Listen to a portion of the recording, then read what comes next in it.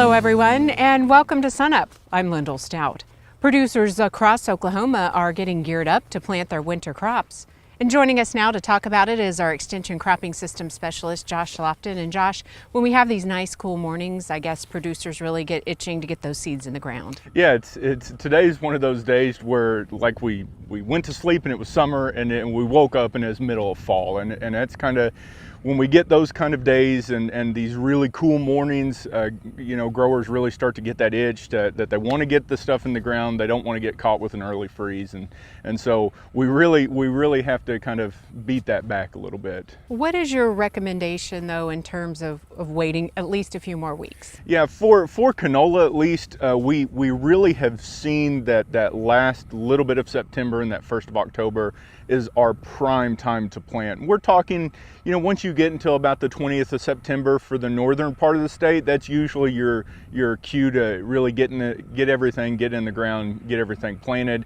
And then it gets a little later when you get into the southwest. But that northern tier, once we get into the 20th of September, that's kind of our prime time, that 20th through the 30th of September of getting canola in the ground. That allows the plant to get a lot of growth to it.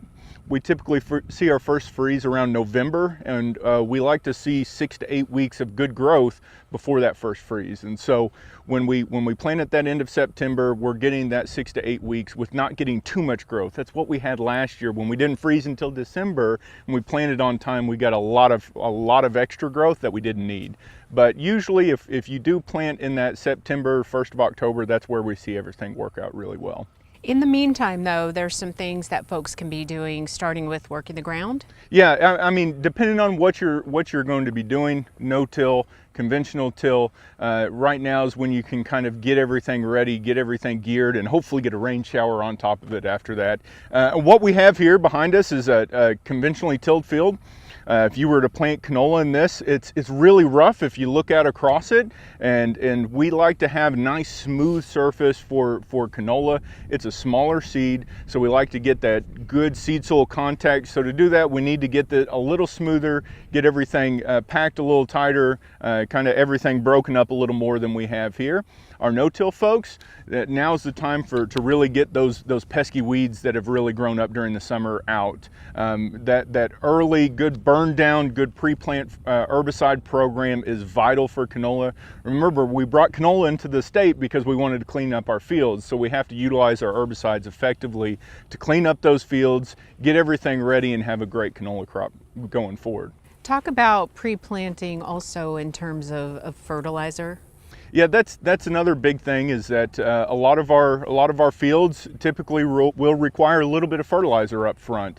It's never too late to get a soil test in. Highland up here at the soil testing lab can usually get you your results fairly quickly, and we can go out with a nice either a spread across the field, a pre-plant fertilizer program, or a lot of growers, if they have a phosphorus deficiency, need a little bit of nitrogen, we'll go in with that in-furrow nitrogen and phosphorus application, which typically we see helps the canola get a little bit better growth early season, especially if it is deficient in P. And with that good early season growth, even if we do get one of those real early freezes kind of towards the end of October, 1st November, we usually have enough growth to get us through, and we're doing pretty good then at that point. And that soil test, I guess, is always key, and you can work through your local county extension office? Of course, that's something that the local county folks can get to us, that often have soil bags right there in their office, so it can be a nice, easy transition. A lot of people asking, is canola worth planting after, some of their experiences the previous growing season?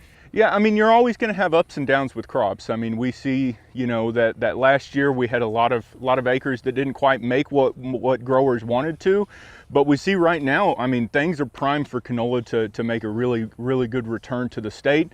Prices is really good. We're having these good conditions, and a lot of guys are taking their wheat to the elevator, and it's not grading as high as they want it to. So remember, it's that weed control option that really lets canola shine in the state. We can get really good yields, we can make really good profits, but it's cleaning up those fields, something that we don't have with a continual wheat production, that really allows canola to fit well into our Oklahoma system. So it's definitely worth it. Growers should definitely take an eye out for it. Like I said, the price is there. They should really kind of run their numbers and really see that canola, that price is primed to be really good this year. Okay, Josh, thanks a lot. We'll see you again soon. And for a link to Josh's latest newsletter, go to sunup.okstate.edu.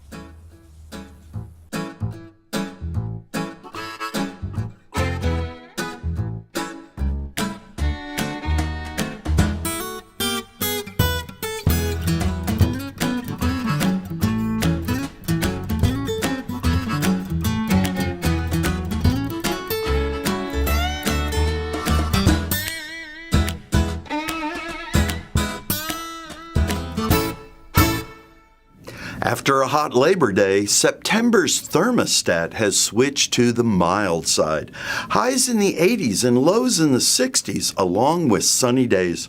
So how will that affect crop maturity? A graph of September degree day heat units at Weatherford for soybean, peanut, and cotton give us an idea. Heat units climbed for all crops since September 1st. They peaked on our warm Labor Day. Soybeans collected 30 heat units that day, peanuts had 25, and cotton 20. Cotton has a higher need for heat, thus the lower heat units collected. On September 5th, the heat units collected dropped dramatically. Soybean had 19, peanuts collected 14, and heat-loving cotton accumulated only another 9 heat units. So days in the 80s slow crop development. This comes after a cooler than average August. The departure from average air temperatures range from 2 degrees in the southeast to 6 degrees cooler than average in the southwest. Drier soils were more common on a September 5th map of the percent of plant available water from the surface down to 16 inches. Most of Oklahoma has not seen any significant rainfall in the last 14 days. The exception to that were the heavy rains in the green areas. Here's Gary talking about the Big D again. Thanks, Alan. Good morning, everyone. Well, in classic Mother Nature fashion, she's made a fool out of me on the drought. And it's not only Mother Nature, but it's my hometown of Buffalo in Harper County. Let's take a look at that latest drought map and see the bad news. Now, it's still good news for most of the state, but now we can see a little bit of moderate drought up in Harper County in far northwestern Oklahoma, again, near my hometown of Buffalo. I've been getting lots of reports of extremely dry conditions up in that area, which means an addition of moderate drought to the state. So we had a few good weeks there without drought in the state, just some abnormally dry conditions, and here we go again. And let's take a look at the 60-day rainfall map, and you can see why Buffalo and Harper County is under the gun. Just 2.2 inches of rain over the last 60 days for Harper County. And even though August was extremely mild for most of the state, that July was pretty hot. So going back 60 days, that takes into account some of that heat during July. So the drought impacts did get accelerated a little bit. If we look at that departure from normal for the last 60 days, we see Buffalo was nearly 3 inches below normal. Now, there are other parts of the state that were below normal as well. So speaking of our rainfall prospects, if we look at the Climate Prediction Center's 8 to 14-day outlook, this is for the September 13th through 19th period, we do see, unfortunately, increased odds of below normal precipitation across most of Oklahoma and much of the southern through the central plains. The good news is, even if we don't see our secondary rainy season come into play here in September, October, at least we should be getting cooler, which will help keep those drought conditions abated at least for a little bit longer. That's it for this time. We'll see you next time on the Mesonet Weather Report.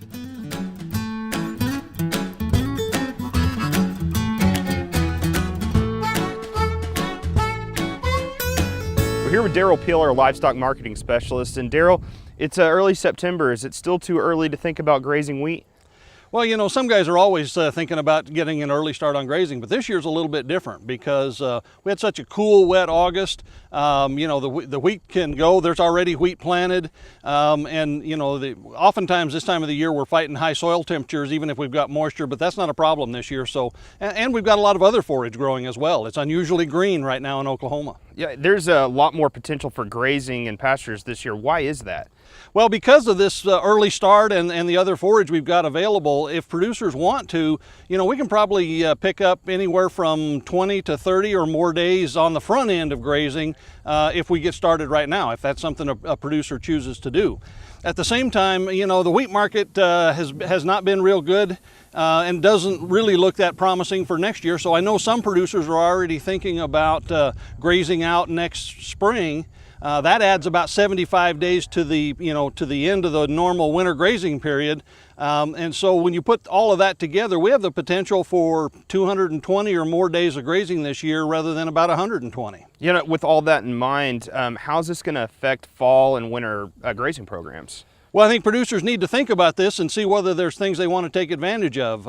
You know, if you start early, it's going to be difficult to have one set of calves that would go certainly all the way through graze out, if you're thinking about that. So then you have some choices to make. You either have to try to get them really light on the chance that they might go all the way through, or that you're going to market them ahead of full graze out, or you might even think about two sets of calves where you start with some early this fall, you know, turn them over in January and start with a second set then for graze out. So more alternatives. You need to think about what's you know, what you're interested in, what's possible for you, and go from there. So what are some other things that producers can do to kind of capitalize off this you know, great potential that they have? Well, you know, obviously we got to be aware of market conditions on both the front end and the back end. And so, you know, when are you going to buy? What kinds of animals are you going to buy? What size in particular? You know, the normal grazing or the normal seasonal pattern for these lightweight calves this time of year would be for them to go down from September into October and maybe into November. But on the other hand, when we have early forage, sometimes we actually see prices hold very steady or even strengthen a little bit in September. So you got to be watching those factors. And then next spring, you know, depending on which of these programs you might be doing, you could be marketing, you know, the feeder cattle coming out of these programs anywhere from January to May. So you certainly need to be watching those market conditions and thinking about whether you need some risk management in place for that, you know, that time period. All right, thanks, Daryl. Daryl Peel, Livestock Marketing Specialist at Oklahoma State University.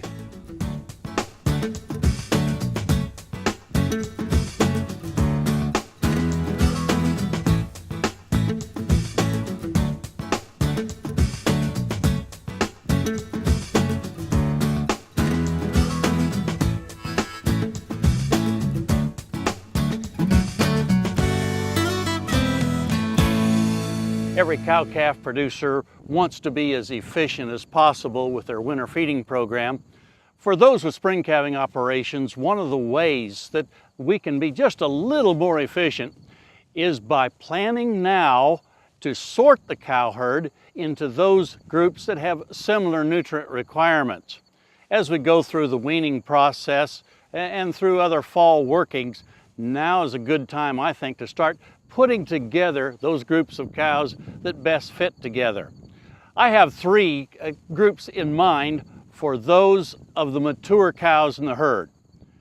The 2-year-olds that had their first baby last spring are going to have their second calf next spring are certainly a group that I think we need to give extra special attention to as we go through the winter. We want to remember that they're continuing to grow.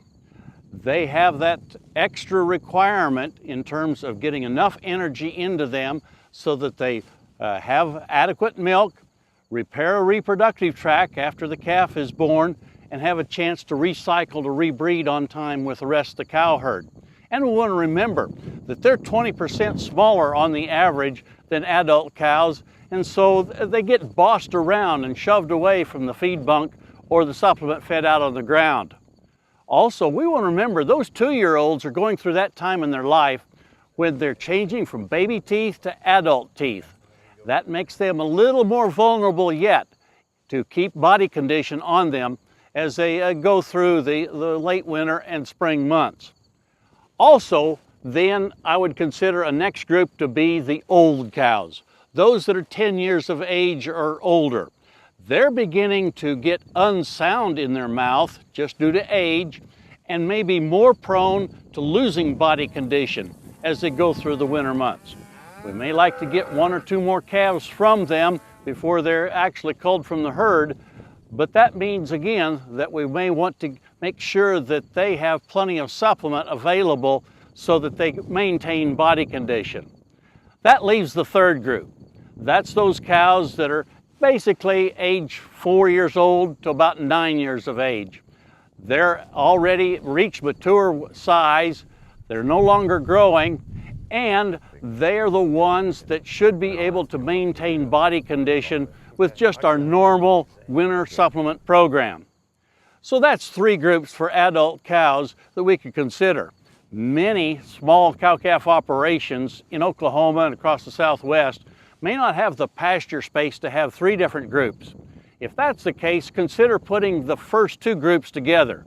Those real young cows with the real old cows, and then the middle group, that's the group that we can feed separately.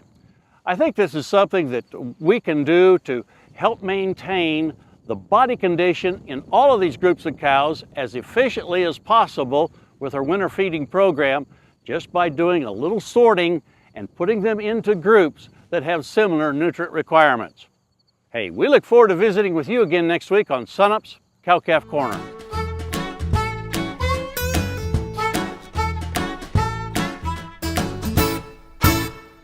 Coming up on Tuesday, the WASDE report's going to come out, and Kim, what do you think will be in that report? Well, right now the pre-release estimates indicate that there's not going to be much in it. You look at corn production, they expected to lower it to about 14 billion even. Last month it was 14.15. Soybeans, 4.32 billion bushels, 4.38 last month. If you look at the ending stocks, wheat 914 million bushels, 933 last month. Corn 2.13 billion bushels, 2.27. So maybe a little bit of move there in the corn.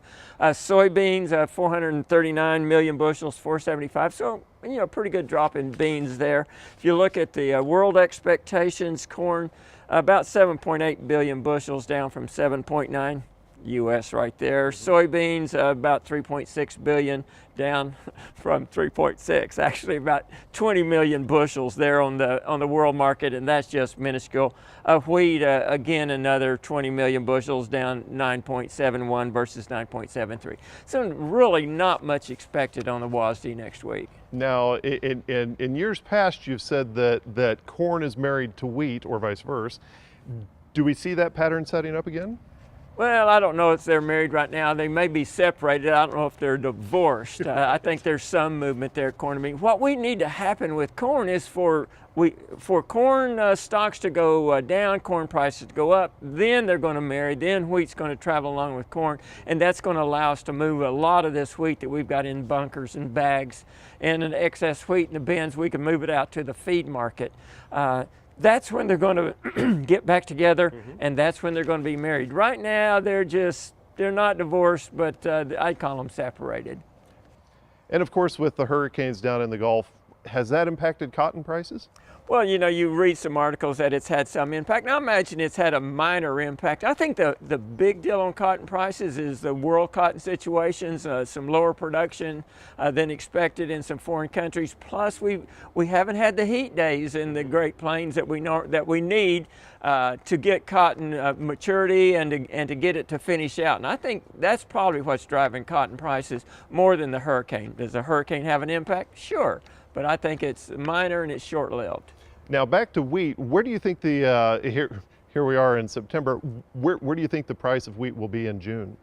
Well, as you look out into the next year, you got to take into consideration this massive increase in the former Soviet Union countries, Russia, Ukraine, Kazakhstan. Belarus is starting to export wheat. You're not going to pull that increased production out of the world market. And to get prices up to $5, we got to have world production at 26 billion bushels or below. Last year it was 20.7. This year, or 27.7. This year, 27.2 billion bushels. We got to almost take the U.S. wheat production out of world wheat production for prices to get back $5, $6, $7. Okay, thank you much, Kim Anderson, Grain Marketing Specialist here at Oklahoma State University.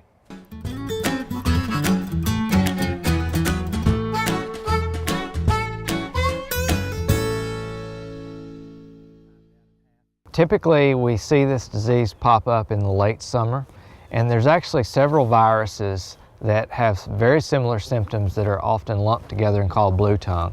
Bluetongue is one of them, or one of the groups, but there's also a group of diseases called epizootic hemorrhagic disease. And these are all usually lumped together under a group called hemorrhagic diseases. And they have very similar symptoms. Often you'll see deer acting feverish, or they have lethargy, they're hanging around water sources, they'll have abscesses on their mouth, or they'll have a swollen tongue, hence the name Bluetongue. Fortunately, this disease is not transmittable to humans, and while livestock can get it, usually the symptoms are very, very mild, so it's not considered a threat to livestock. So it's really just impacting the deer population. Lots of carcasses, fresh carcasses in late summer, July, August, or September, or if you see deer hanging around water sources and they just don't act like they feel very good, they might be sweaty, feverish, or they won't flee when they see you, then you can call your local county conservation officer with ODWC and just report that so that they have an idea of where those outbreaks might be occurring. But beyond that, there's really nothing that a landowner needs to be concerned about. The disease is not a threat to humans. The only issue is if you see a lot of secondary bacterial infections from abscesses around the mouth, you know, that animal might not be fit for consumption. But as far as the virus, it's not a threat to human. You might see lower deer populations for a while. You know, sometimes we'll see up, 25% or even greater reduction in animals in isolated populations. So it can take a few years before the deer herd recovers from that.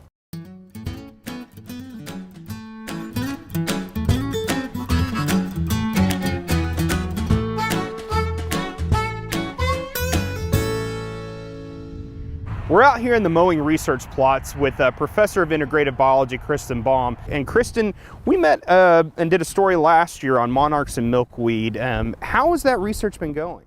The research has been going great. We've got 25 different mowing plots and 5 different mowing regimes, from Stillwater going west on 51, and then also a few sites north on I-35. And so it's a collaborative project between OSU and the Oklahoma Department of Transportation, and we're looking at the effect of different mowing regimes on pollinator habitat. So focusing on monarchs, but also thinking about other pollinators like native bees and the potential benefits for them.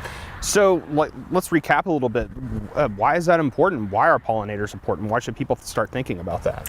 Well, there's been a lot of concern about pollinators. There's been documented declines in the monarch population in recent years, as well as a lot of native bees as well. And so there's interest in figuring out what can we do to help pollinators. And so roadsides would be one area where we've got a lot of potential habitat where we might be able to make a few modifications and be able to provide more habitat for pollinators. And in particular, thinking about the resources they need. So for monarchs, that would be milkweed as well as nectar plants, and then native bees. You have nectar plants, which they use for pollen as well, and then nest sites, so bare ground or wood. We've identified, I guess, some patterns that we think are important in terms of generating milkweed regrowth when we have monarchs here in Oklahoma. And then we're thinking about shifting gears and focusing more on nectar plants and other types of issues that we have on roadsides. And then we're standing out here, there's Goldenrod, the yellow flowering plant out here, and we've also got a little bit of Liatris, and both of those are well documented great nectar sources for monarchs, as well as native bees, and we've got some native Lespedezas and some other species as well. So again, it got a lot of great resources that just naturally occur in some areas along our roadsides. This is like something that could really help them and bring them back to a thriving population, correct? Yes, so there's been a big push for thinking about milkweed in particular and providing milkweed throughout the year, and so that's one of the big issues. And so they're currently being considered for listing under the Endangered Species Act, and one of the considerations that will go into that listing decision is is what's being done on the ground now to support monarch. So activities like delaying mowing in the spring, that's going to provide a lot of milkweed that wouldn't have been there otherwise, would be a big plus to supporting the monarch population. And current predictions are that it has been a pretty good year so far for monarchs, so we can expect to hopefully see a lot during migration, which, and we're seeing some now. Some of those are producing the 5th generation, so eggs and caterpillars that we'll see on milkweed now, but we should see peak migration. Usually it's into September, early October. And that's something really popular for, you know, the public viewing as well, right? I mean, it's not just helping these pollinators helping ecosystems, and this is something that the public can actually see and, you know, take in its full beauty. Yeah, and I think there's lots of events scheduled for this fall. I know the OSU Botanic Garden has a tagging event, as well as lots of other places. I think the Oklahoma City Zoo, and so a good chance to get out there and get involved and help make a difference. And if you would like some more information on the Botanic Garden event, go to our website, sunup.okstate.edu.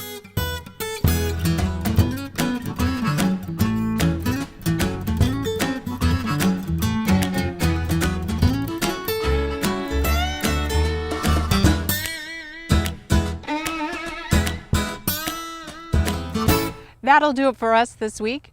Remember, you can find us anytime on our website, sunup.okstate.edu, and also follow us on YouTube and social media.